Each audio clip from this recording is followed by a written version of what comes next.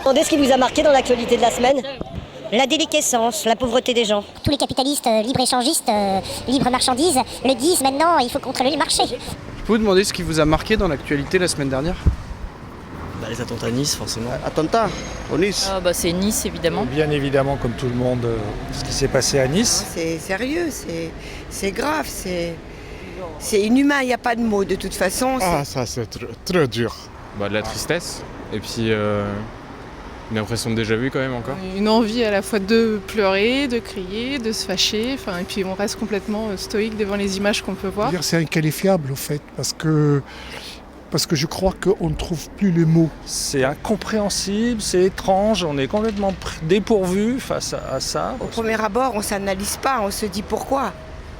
Et après, on se pose des questions. Qu'est-ce qui a amené cet homme de venir d'Emsek, en Tunisie, pour venir à Nice, prendre un camion et écraser des enfants?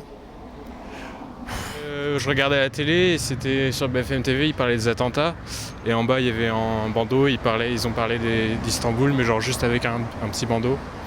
Et j'ai trouvé ça bizarre. Donc ça arrivait vraiment dans la foulée, donc du coup il y a tous les sentiments qui se mélangent et voilà, il y a eu beaucoup d'amalgame à ce niveau-là. Dans la tête aussi, on se pose plein de questions sur ce qui se passe, pourquoi à ce moment-là exactement.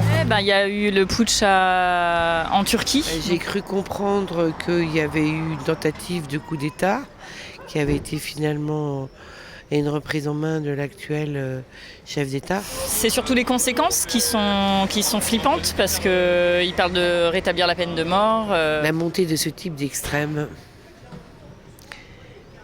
c'est un risque pour la liberté. Je trouve que ça vire pas du bon bord et plutôt vers la dictature. Tout ça est bien triste, parce que trop d'intégrisme, trop d'extrême droite, ça présage mal de l'avenir.